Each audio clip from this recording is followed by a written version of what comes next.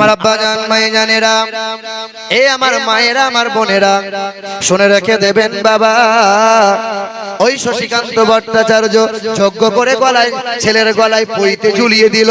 ছেলে আমার ব্রাহ্মণ হয়ে গেল, মণ্ডপে মণ্ডপে পূজা করে, দুর্গা পূজা করে, রাত মান্না দেব দেবীর পূজা অর্চনা করে করে বেড়ায়। ওই শিক্ষিত ছেলেটা ডবল এমএ কমপ্লিট করেছে ঢাকা বিশ্ববিদ্যালয় থেকে। সন্ধ্যা যখন ঘনিয়ে আসে, সেই ছেলেটা বাইবেল পড়ে, রামায়ণ পড়ে, মহাভারত পড়ে। পড়তে পড়তে পড়তে পড়তে একদিন তার নজরে একটা মন্ত্র দেখতে পায়। ওই মন্ত্র লেখা আছে ভগবত পুরাণ 12 নম্বর ছন্দ 2 নম্বর অধ্যায় 21 এবং 19 নম্বর মন্ত্রে লেখা আছে। কি লেখা আছে? এই তঙ্কৌলগত প্রায় জানিসু পরধর্মনি ধর্মত্তনৈ সাতেন ভগবান বতরিষ্যতি জোরদস্য চোদিতা যো কিশস্য প্রবন্ন নাদে মনুষ্য কিরে। আব্বাজান ভাইজানেরা, এখানে লেখা আছে ঈশ্বরের তরফ থেকে আসবেন একজন গুরু। তিনি একটা ধর্মের গুরু হবেন না, তিনি হিন্দুদের গুরু হবেন, তিনি খ্রিস্টানদের গুরু হবেন, তিনি জৈনদের গুরু হবেন, তিনি বৌদ্ধদের গুরু হবেন, তিনি আদিবাসীদের গুরু হবেন, तमाम ধর্মের যিনি একাই গুরু হবেন। ওই জগৎ গুরু কে হবে? বাবার সামনে প্রশ্ন করেছিল, বাবা তুমি তো জ্ঞান বয়স্ক, তুমি তো বয়োজ্যেষ্ঠ মানুষ, বাবা বলো বলো জগৎ গুরু কে হবে? বাবা বলেছিল কেউ কেউ শ্রী চৈতন্যের কথা বলে, কেউ কেউ রামকৃষ্ণের কথা বলে, কেউ কেউ রামচন্দ্রের কথা বলে, কেউ কেউ স্বামী বিবেকানন্দের কথা বলে, কেউ কেউ বালক ব্রহ্মচারীর কথা বলে, কেউ কেউ বুদ্ধদেবের কথা বলে, কেউ মহাবীরের কথা বলে। বলে বাবা কেউ কেউ বললে তো হবে না, একের অধিক তো হতে পারে না। একজন হবেন জগৎ গুরু, একের অধিক হবে না। বাবার সামনে আরজি করে বলেছিল, বাবা আমি বাইবেল পড়তে জানি, মহাভারত পড়তে জানি, রামায়ণ পড়তে জানি, তুমি যদি আমাকে অনুমতি দাও ইসলাম ধর্মের মহাগ্রন্থ আল কোরআন শরীফ শিখতে চাই। বাবা বলেছিল হাই রে হাই, ব্রাহ্মণ ঘরের ছেলে হয়ে গলায় পইতে ঝুলিয়ে নিয়ে তুমি কোরআন পড়বে, কেউ যদি জানতে পেরে যায়, কেউ যদি বুঝতে পেরে যায়, আর কেউ ডাকবে না, কেউ তোমাকে নিয়ে পূজা করবে না, কেউ তোমাকে মণ্ডপে আর চাইবে না। ছেলে বলেছিল বাবা অন্ধকার হবে, নিরিবিলি নির্জনে হবে, কাউকে জানতে দেবো না, নিরিবিলি নির্জনে ওই মাওলানার কাছে গিয়ে কোরআন শরীফ শিখে নেব। বাবার কাছে অনুমতি পাওয়ার পর রাত গভীর হয়ে গেল, ছেলেটা দৌড়ে দৌড়ে চলে গেল। ইমাম সাহেবের দরজায় কড়া নাড়া দেয়। ইমাম সাহেব চোখ রগড়াতে রগড়াতে আস্তে আস্তে করে দরজা খুলে দেয়। কি বাবার কে যায়? তো হিন্দু ঘরের ছেলে, কি চাস বাবা? তেল তাবিজ মাদুলি নিবি? বলে না। তাহলে? বলে ইমাম সাহেব আমি আপনার কাছে কোরআন শরীফটা শিখবো বলে বাবার কাছে অনুমতি নিয়ে রাতের বেলায় আপনার সামনে হাজির হয়। এ কথা শোনা মাত্র ইমাম সাহেব বেহুশ হয়ে লটকে পড়ে যায়। বেহুশ। কিছু সময় পর চোখে পানি টানি দিয়ে ইমাম সাহেব যখন জ্ঞান ফিরেছে, তো জিজ্ঞাসা করে ইমাম সাহেব আপনি বেহুশ হলেন কেন?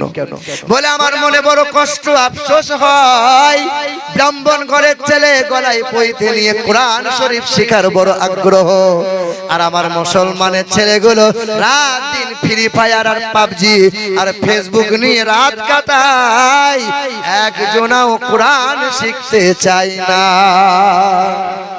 মুসলমানের ছেলেরা কোরআন শিখবে না, সো এক একটা এরে গুরু তৈরি হবে, ছাগল হবে, ভেড়া হবে।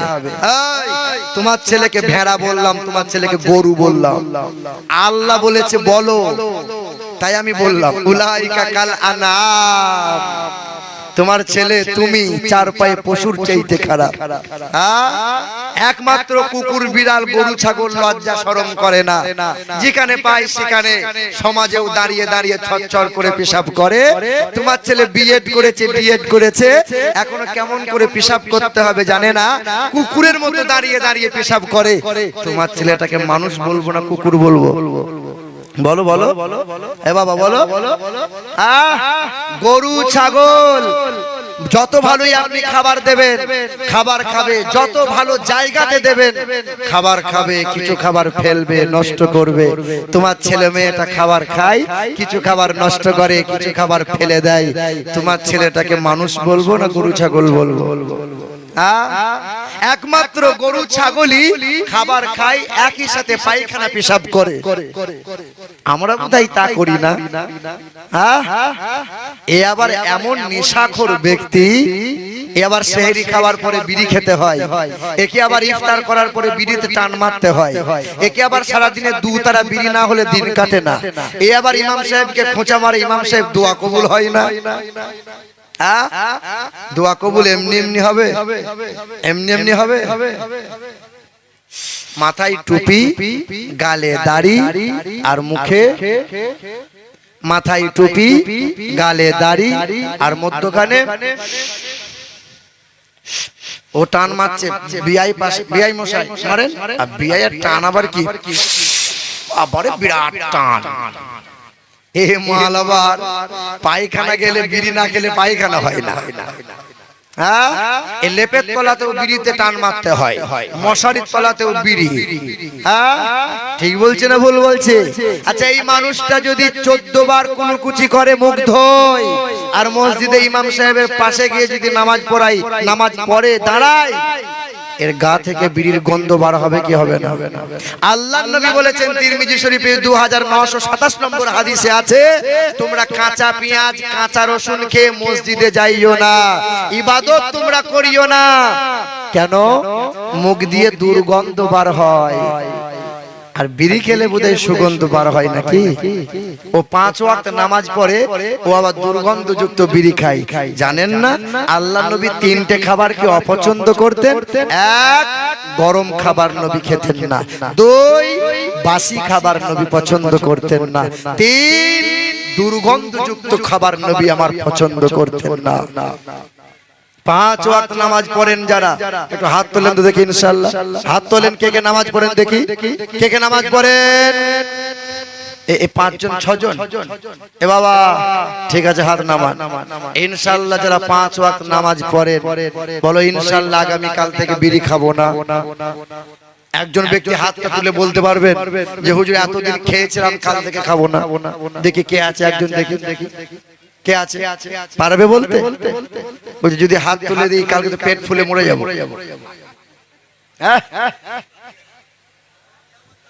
এ আমার আব্বা জান, ভাই জানেরা, এ আমার মায়েরা, আমার বোনেরা, আজকের সমাজের বাপরা, আজকের সমাজের মারা চাই না আমার ছেলেটা বিদ্বান হয়ে উঠুক, চাই না ছেলেটা শিক্ষিত হোক, চাই আমার ছেলে বিএড করুক, আমার ছেলে মাস্টার ডিগ্রি করুক, বিএড করুক, বিটেক করুক, আইটিআই করুক, ছেলে আমার মাস্টারই হবে, মাস গেলে ৭০,০০০ টাকা মাইনে পাবে। চাচা আমার চায়ের দোকানে তেল দিয়ে মোচে মোড়া মারছে, চাচা কি ব্যাপার? আমার ছেলে ৭০,০০০ টাকা মাইনে পায়। 4 মাস পরে দেখি চাচা মোচ কেটে দিয়েছে। চাচা কি ব্যাপার? ছেলে আর খবর নাই, বউকে নিয়ে পড়ে আছে, ছেলের বাপ মায়ের খোঁজ রাখে না, বাপ মরে গেছে। ছেলে খবর পেয়ে ছুটে এসে রুমালটা বার করে 3 ভাঁজ করে মাথায় বেঁধেছে, তো বাপের সামনে দাঁড়িয়ে দাঁড়িয়ে কাঁদছে। ইমাম সাহেব বলছে, আরে শেষ গোসলটা বাপের দে। বলে কি করে দেবো, আমি তো নিজেই ফরজ গোসল জানি না। বলে ঝাঁটাটা নিয়ে বাপের কপালে 2 বার মার। যে বাপ তোকে এত শিক্ষা অর্জন করালো, জীবনে কোনোদিন তোকে অজু করা শিখালো না, দাম্পত্য জীবনের মধুর মিলনের পরে কেমন ফরজ গোসল করাতে হয় সেটা তোকে শিখালো না। আর কিছু কিছু বাপ আছে, এরা মনে মনে ভেবেছে যে আমার ছেলেকে শিক্ষিত করব, আর এমন ঘরে বিয়ে দেবো যে বিয়ের গলায় বাঁশ দিয়ে চুষে চুষে নেবো। আপনাদের এলাকার তো হাজী সাহেব আছে, খুব ভালো মানুষ। আমাদের এলাকার হাজী সাহেব যারা, আর এখন যারা বর্তমানে হজ করতে যাচ্ছে, তারা সব বেশিরভাগ সেলফি হাজী। কি হাজী বলো? সেলফি হাজী। ও কাবা শরীফের পাশে দাঁড়িয়ে সেলফি তুলছে, যে ফেসবুকে ছাড়ছে, কাল থেকে আমাকে হাজী বলবি। এ বাবা হচ্ছে কি হচ্ছে না? ও তাওয়াফ করছে, হাজিরা দিচ্ছে, লাব্বাইক আল্লাহুম্মা লাব্বাইক লা শারীকা লাক লাব্বাইক ইন্নাল হামদা ওয়ান নি'মাতা লাকা ওয়াল মুলক লা শারীকা লাকা। হাজিরা দিচ্ছে, এমন সময় ছত্তারের মা ফোন করেছে, চিহি করে ফেলল, হ্যালো ছত্তারের মা, তোর জন্য জানটা না এমন খিদিবিদি করছে না, কবে যে আমি বাড়ি যাবো, মন খুব খারাপ করছে তোর জন্য। ও আবার হজ করতে গেছে, ওকে কে হজ করতে বলেছিল? ওই তোকে হজ করতে কে যেতে বলেছিল? তোর হজ হবে? আমার এলাকার একজন হাজী সাহেব, শোনেন আপনাদেরকে বলি, 1.5 হাত দাড়ি, মাথা থেকে টুপি কোনোদিন ফেলে না, 5 ওয়াক্ত নামাজ পড়ে, তাহাজ্জুদের নামাজ পড়ে কপাল কালো করে ফেলেছে। 2 ছেলে, বড় ছেলের বিয়ে দিয়েছে, ছোট ছেলের বিয়ে আর হয় না। এলাকা জুড়ে ঘেটে চেটে মেয়ে দেখেছে, মেয়ে আর জুটছে না। বেশ কিছুদিন পরে খবর পেয়েছে, 20 কিলোমিটার দূরে গিয়েছে। মেয়ে দেখার পরে বলেছে আলহামদুলিল্লাহ আপনার মেয়ে আমার বৌমা হবে। তো মেয়ের বাপ বলছে আপনি ধনী মানুষ, হাজী সাহেব মানুষ, কিন্তু কেমন কি লাগবে এটা বললেন না। তখন বলছে আস্তাগফিরুল্লাহ, আমি টাটকা হাজী, আমি কি হারামের কথা মুখ দিয়ে বলতে পারি? এই কথাটা আপনাকে বলছি, আপনাকে, এটা হাজী সাহেবকে বলি নাই, কথাটা আপনাকে বলছি। তখন হাজী সাহেব বলছে আমি তো বাবু হারামের কথা মুখ দিয়ে বলতে পারবো না, আমার বড় জামাই বাবা জীবন আছে, ও যেটা বলবে সেটাই হবে। জামাই তখন ঘুরে বসেছে, জামাই তখন বলছে আমার শ্বশুর লোক ভালো, হারামের কথা একটাও বলবে না। তবে 20 দিন আগে মেয়ে দেখার পরে ফোন করে বলেছে একটা অ্যাপাচি গাড়ি দেবো, 6 লাখ টাকা নগদ দেবো, 6 ভরি সোনা দেবো, খাট আলমারি খুশিতে দেবো, চাইতে হবে না। আমার শ্বশুর লোক ভালো, হারামের কথা মুখ দিয়ে বলবে না। তবে ঘাড় নড়িয়ে বলেছে এত কম মাল চলবে না। এত কমে কি হয়? চলবে না। হারামের কথা কিন্তু মুখ দিয়ে বলবে। এই রকম লোক আপনাদের আরাপুল গ্রামে নাই, আছে নাকি? আছে? বাহ বাহ। এবার শুনুন, আদেশ করিল আল্লাহ পবিত্র কোরআনে, আর বিবাহ করিও যত আদম সন্তানে। আরে কোরআনে আদেশ আল্লাহ যদি না করিত, আরে মানুষের বংশ সব ধ্বংস হয়ে যেত। কিন্তু হায়, এরপরে সুবহানাল্লাহ বলবেন, এরপরে দেখেন, কিন্তু হায় বর্তমানে হইতেছে এমন, কিন্তু হায় বর্তমানে হইতেছে এমন, বেটির বিয়েতে বেটার বাপ নিচ্ছে কত পণ। আরে কেউ বা নিচ্ছে সোনা দানা, কেউ বা টাকা করি, আরে কেউ বা নিচ্ছে সোনা দানা, কেউ বা টাকা করি, আরে কেউ বা নিচ্ছে জমি জায়গা, কেউ বা নিচ্ছে বাড়ি। আবারও কত বাপজি বলে দেখি নিব না কপন, বেটা বেটি সাজিয়ে দিকে বিয়ায় আপন। আরে টাকার বেলায় সাধু সাজে, জমির বেলায় চোর, আরে টাকার বেলায় সাধু সাজে, জমির বেলায় চোর। আর বর্তমানে কিছু বেটার বাপ এমনি হারামখোর। আরে চোর লোকে চুরি করে অন্ধকার হলে, আরে চোর লোকে চুরি করে অন্ধকার হলে, আরে বেটার বাপ চুরি করে দিনেরই আলোতে। আমি কাল বলেছিলাম না যে ছাল ছাড়িয়ে নুন দিয়ে যাব, এই দেখেন। আরে আরে চোর লোকে চুরি করে অন্ধকার হলে, আরে বেটার বাপ চুরি করে দিনেরই আলোতে। হায় রে বেটার বাপ তুমি এমনি লোভী হলে, টাকার বদলে বেটা বিক্রিও করিলে। আরে মালদাহ বাজারে সোনে বিক্রি হয় পাঠা, কি বিক্রি হয় বলো বলো? আরে মালদাহ বাজারে সোনে বিক্রি হয় পাঠা, আরে পাঠার মতো বিক্রি করো তোমরা নিজের বেটা। আরে তোমার জন্য কত নারী বিষ পান করে, আরে কত নারী গলায় দড়ি দিয়ে ঝুলে মরে। এর জন্য কে বা দায়ী জানো? ছেলের বাপ। আর বেটির বাপের কাছে নিচ্ছ তুমি শত শত অভিশাপ। তাহাজ্জুদের নামাজ পড়ে কপাল কালো করে দাও না কেন? 10 বার হজ করে চোখের পানিতে বুকটা ভাসিয়ে দাও না কেন? আল্লাহ চাইলে সব গুনাহ maaf করে দেবে, আল্লাহ একটা গুনাহ maaf করবে না।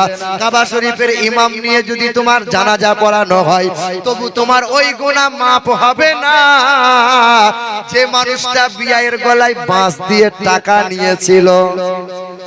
চা খাই তো বাঁ হাতে করে খাই, পানি খাই তো বাঁ হাতে করে খাই, কিন্তু হারামটা নেওয়ার সময় ডান হাতে করে নেয়। বিআইকে বলেছিল 5 লাখ টাকা নগদ লাগবে আর 300 বরযাত্রী নিতে হবে, কিন্তু ও বেটা 300 বরযাত্রীর নাম করে 400 বরযাত্রী খেয়েছে। আবার আমাদের গ্রামে পটলের বাপ ও আবার পরের পেলে 200 রসগোল্লা খায়। আপনাদের গ্রামে নাই এরকম লোক? 200 রসগোল্লা খায়। এই কিনে খা, খা কিনে খা, দেখবো পরের পেলে তো গলা পর্যন্ত খাও। একবার তো মনে হলো না মেয়ের বাপটা জমি জায়গা বন্ধক দিয়ে তোমার মতো মানুষগুলোকে খাওয়াচ্ছে, এত খাবার নষ্ট করলে কেমন করে? 300 নাম করে 350 বরযাত্রী গেলে কেমন করে? 2 ভরি সোনাটা মেয়ের বাপ বলেছিল বিআই মশাই 2 বছর দিতে পারবো না, 2 বছর পরে 2 ভরি সোনাটা শোধ করব। 2 বছর সোনাটা দিতে দেরি হয়েছিল বলে ওই যে কলঙ্কিনী শাশুড়িটা ননদটা দিন রাত আমার মেয়েটাকে খোঁটা দিয়েছিল। আমার মেয়েটা খেতে গিয়েছিল, খোঁটা দেয়। আমার মেয়েটা শুতে যায়, খোঁটা দেয়। আমার মেয়ে বাপ মাকে না জানিয়ে দরজা বন্ধ করে ঝরঝর করে কেঁদেছিল।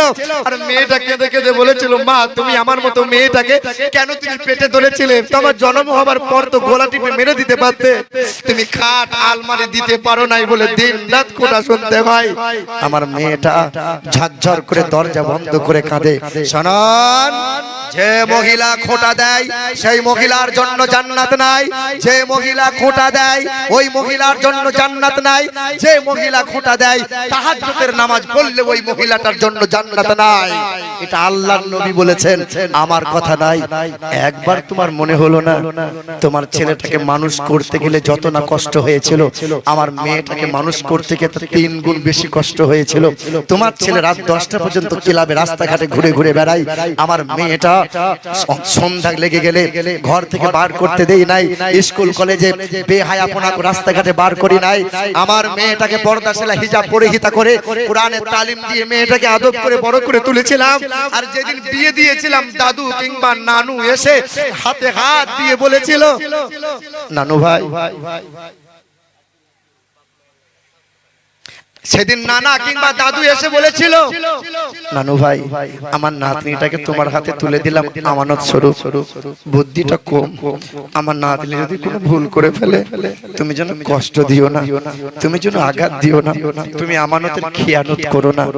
সেই আমানতটা নিয়ে গিয়েছিলে। দিন রাত ওই কাপুরুষটা নিজে বিবিকে গালমন্দ করে, দিন রাত ওই কাপুরুষটা বিবিকে অত্যাচার করে।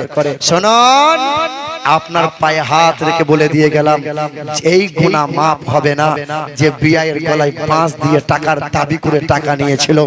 এখানে অনেক বেটার বাপ বসে আছেন, হয়তো নামাজ ঠিকমতো পড়তে পারেন নাই, রোজা ঠিকমতো রাখতে পারেন নাই, তবে আগামীতে আজকের এই নবী দিবস উপলক্ষে জলসায় মালিকের দরবারে অঙ্গীকার করে বলেন যে ইনশাআল্লাহ আগামীতে ছেলের বিয়ে দেব, এই হারামটা খাবো না, যে হারামটা আল্লাহ বলছেন মাফ করব না। মাফ যদি তোমাকে নিতে হয়, টাকাটা নিয়েছো, টাকাটা পরিশোধ করে দিয়ে আসবে। টাকা যদি দিতে না পারো, বিয়ের হাতটা ধরে তোমাকে মাপ চাওয়া লাগবে। আমার শিক্ষিত বন্ধুরা, আমার সুধী মানুষেরা, এখানে অনেক ছেলের বাপ আছে, হাতটা তুলে বলতে পারবেন যে আগামীতে ছেলেদের বিয়ে দেবো, 1 পয়সা দাবি করব না, আর অর্থের বিনিময়ে আমি আমার ছেলেটাকে বিক্রি করে দেবো না। পারবেন হাতটা তুলে বলতে ইনশাআল্লাহ যে আমি আছি, 1 পয়সা নেব না? কে আছেন, কে আছেন? হাত তুলে দেখান, দেখান হাতটা তুলে। ইনশাআল্লাহ একজনা। আর কেউ আছে? 2 জন হাত নামাবেন না, হাত তুলেন, হাত তুলে থাকবেন। 1 জন, 2 জন, 3 জন, 4 জন, 5 জন। আর কেউ নাই? আর কেউ আছে? 6 জন। আর কেউ আছে? আর কেউ আছে? আর কেউ? 6 জন, 6 জন, 6 জন। এই আর কেউ আছে? ইনশাআল্লাহ সব মেয়ের বাপ নাকি? বেটার বাপ আর কেউ নাই? হ্যাঁ, জয় বাবা। শোনেন, আপনাকে হাত তুলতেই হবে তার কোনো মানে নয়। আপনি মনে মনে আজকে ওয়াদা করে নেন যে এই অপরাধটা আপনি করবেন না। বলো ইনশাআল্লাহ, বলো ইনশাআল্লাহ। সকলে হাতটা তুলে বলেন নারায়ে তাকবীর। কে কে হাত তুললো না? বড় চালাক মানুষ তো আপনি, এত বড় চালাক। আল্লাহ পাক রব্বুল আলামিন বলেন, আল ইয়াউমা নাকতিমু আলা আফওয়াহিহিম ওয়া তুকাল্লিমুনা আইদিহিম। হাত সেই দিন কথা বলবে, মুখটা বন্ধ করে দেয়া হবে। আজকের দিনে যে হাতটা তুলে নাড়া লাগাবে, হাসরের ময়দানে মুসিবতের দিনে তার বেড়া পার হয়ে যাবে। আরেকবার সুযোগ দেই, সকলে বলেন নারায়ে তাকবীর, নারায়ে রিসালাত, মাসলাকে আলা হযরত, উলামায়ে আহলে সুন্নাহ, জশ্নে ঈদ মিলাদুন নবী, আরাফুল জলসা কমিটি, নারায়ে তাকবীর, নারায়ে রিসালাত। দরুদ শরীফ পড়ে আল্লাহুম্মা সাল্লি আলা সাইয়্যিদিনা মাওলানা মুহাম্মদ ওয়া আলা আলি সাইয়্যিদিনা ওয়া আলা আলি সাইয়্যিদিনা মাওলানা মুহাম্মদ। কিপা জানি থেকে ইসমাত আলী 500 টাকা দিয়েছেন, আর একজন ভাই 700 টাকা দিয়ে গেলেন। কি নাম? আল্লাহ পাক দানকে কবুল করুক, আল্লাহ হায়াতে দারাজ করুক, সুবহানাল্লাহ। এ মুসলমানের ছেলেরা, এই দেখেন মাশাআল্লাহ 500 টাকা দিয়েছেন। বসেন, আপনারা বসেন। আমি যখন চাইবো আপনারা তখন মোটা মোটা করে দেবেন। এই দেখেন, বলেন তো ইনশাআল্লাহ। আপনি 2000 টাকা দেবেন, এটা মানা যায়? আপনার চেহারা যেমন নুরানি, আপনার ছেলের জন্য, পরিবারের জন্য খাস করে দোয়া করব। পাক পাঞ্জাতনের নামে একটা হাত দেন ইনশাআল্লাহ। বলেন, বলেন ইনশাআল্লাহ, ইনশাআল্লাহ। মোহাম্মদ সেকেন্দার, নারায়ে তাকবীর, নারায়ে তাকবীর, নারায়ে রিসালাত। স্ত্রীর নামে দিয়েছে 5,000 টাকা। আল্লাহ দানকে কবুল করুন, তার স্ত্রীকে আল্লাহ কবুল করে নাও, তার সংসারকে সোনার সংসার বানিয়ে দাও। জোরে বলুন না আল্লাহুম্মা আমিন। আমার আব্বা জান, ভাই জানেরা, এ আমার মায়েরা, বোনেরা, আপনাদেরকে কোন কথা শোনাচ্ছিলাম? ওই বাংলাদেশের ছেলেটার কথা বলছিলাম। ওই বাংলাদেশের ছেলেটার নাম হলো সুশান্ত। ইমাম সাহেবের সামনে দাঁড়িয়ে গেল। ইমাম সাহেব আমাকে কোরআন পড়া শিখিয়ে দেন। ইমাম সাহেব বলে অসুবিধা নাই, হিন্দু হও কোরআন পড়তে পারো, খ্রিস্টান হও কোরআন পড়তে পারো, আদিবাসী হও কোরআন পড়তে পারো, তবে শর্ত হলো পাক ও পবিত্র হওয়া চাই। গোসল করা শিখিয়ে দিল, অজু বানানো শিখিয়ে দিল। হিন্দু ঘরের ছেলেটা রাত হয়, অজু বানিয়ে নেয়, গোসল করে নেয়। এই ছেলেটা ইমাম সাহেবের কাছে হাজির হয়, আলিফ বে তে শুরু করে দেয়। 1 মাস কেটে গেল, 2 মাস কেটে গেল, কয়েক মাসের মধ্যে শিক্ষিত ছেলে কোরআন শরীফটা পড়ে নিল। এ মুসলমানের ছেলেরা, কোরআন শরীফে সে জানতে চায় জগৎ গুরুর পরিচয়। ওই ছেলেটা কি করলো? উর্দু পড়া জানে না। ওই ছেলেটা কি করলো? ফার্সি পড়া জানে না। ওই ছেলেটা তো মাদ্রাসায় পড়ে নাই। ওই ছেলেটা কি করলো? একটা বাংলায় অনুবাদ নিয়ে কিনলো। এই অনুবাদটার নাম হলো কানজুল ঈমান। কি নাম? কি নাম? কানজুল ঈমান। ঈমান যদি তাজা রাখতে চাও, ঈমানকে যদি মজবুত রাখতে চাও, কানজুল ঈমান পড়ে নাও। কি পড়বে? কি পড়বে? কানজুল ঈমান। হে মুসলমানের ছেলেরা, আমি আপনাদের জানিয়ে দিয়ে যাই, ওই ব্রাহ্মণ ঘরের ছেলেটা কোরআন পড়া শিখে নেবার পরে ঠাকুর ঘরে বসে বসে সামনে কোরআন রাখে, তাফসীর গুলো দেখে, শানে নুজুল গুলো দেখে, বাংলার অনুবাদ গুলো পড়ে, ডান দিকে তার বেদ, বাইবেল, রামায়ণ, মহাভারত রাখে। ওই ছেলেটা কি করলো? একদিকে বাইবেল রাখে, অপর দিকে বেদ পুরাণ রাখে, সামনে কোরআন রেখে দেয়, ঠাকুর ঘরে বসে বসে সূরা রহমান পড়ে যায়, সূরা ওয়াকিয়া পড়ে যায়। বাবা যেন শুনতে পায়, কান লাগিয়ে, দরজার কাছে কান লাগিয়ে শুনে যায়, কে যেন ঠাকুর ঘরে বসে বসে কোরআন শোনা যায়। হে বাবা সুশান্ত, তুমি নাকি কোরআন পড়ো? হ্যাঁ বাবা, হ্যাঁ, আমি ঠাকুর ঘরে বসে বসে মধুর কণ্ঠে কোরআন তেলাওয়াত করে যাই। বলে, আরে ব্রাহ্মণ ঘরের ছেলে হয়ে ঠাকুর ঘরে বসে বসে কোরআন পড়ছিস? হ্যাঁ, কেন? এ আমার আব্বা জান, ভাই জানেরা, এ আমার মায়েরা, আমার বোনেরা, শুনে রেখে দেবেন মা বাপরা। ওই ব্রাহ্মণ ঘরের ছেলেটা বলেছিল, ও বাবা আমি বাইবেল পড়তে জানি, একবার 10 বার পড়ি আর পড়তে ভালো লাগে না। আমি বেদ পড়তে জানি, একবার 10 বার পড়ি আর পড়তে ভালো লাগে না। ও বাবা বিদ্রোহী কবি কাজী নজরুলের কবিতা পাঠ করি, একবার 2 বার 5 বার পড়ি আর পড়তে ভালো লাগে না। বিশ্বকবি রবি ঠাকুরের কবিতা পড়ি, একবার 2 বার 5 বার পড়ি আর পড়তে ভালো লাগে না। জসীমউদ্দিনের নকশি কাঁথা পড়ি, একবার 5 বার পড়ি আর পড়তে ভালো লাগে না। প্রেমিকা প্রেমিককে চিঠি দেয়, লুকিয়ে লুকিয়ে চিঠি পড়ে, একবার 10 বার পড়ে, পুরাতন হয়ে যায় আর পড়তে ভালো লাগে না। বাবা আমি এমন একটা গ্রন্থ শিখে নিয়েছি যার নাম হলো কোরআন শরীফ। বারবার পড়ি, শতবার পড়ি, যতবার পড়ি ততবার মধুর লাগে। কোরআনের মতো কিতাব দুটো নাই। আর একটু জোরে হলো না? আর একটু জোরে বলতে পারলেন না? পিছনের মানুষগুলো কেন বলেন না? জোরে বলুন না সুবহানাল্লাহ। হ্যাঁ মুসলমানের ছেলেরা, গোটা বিশ্বের মাটিতে মুসলমানদের শত্রু। আমার দেশে খ্রিস্টান বাস করবে অসুবিধা নাই, বৈধরা বাস করবে অসুবিধা নাই, কিন্তু মুসলমান বাস করতে পারবে না। পাঞ্জাবিরা টুপি পাগড়ি বাঁধে, পাঞ্জাবি পরে, গালে দাড়ি রাখে, অসুবিধা নাই, কিন্তু তোমরা গালে দাড়ি রাখলে পরে, মাথায় টুপি দিলে পরে এক শ্রেণীর বড় জ্বলন হয়। ঠিক না ভুল? ওই বাবা সামনে জিজ্ঞাসা করেছিল সুশান্ত, কি চাইছো বলো? বলে বাবা আমি কালমা লা ইলাহা ইল্লাল্লাহ মুহাম্মাদুর রাসূলুল্লাহ কালেমা পড়ে ইমানের ছায়াতলে থাকতে চাই। বলে হায় রে হায়, যখন মুসলমান লাঞ্ছিত, মুসলমান পদদলিত, মার খাচ্ছে কারা?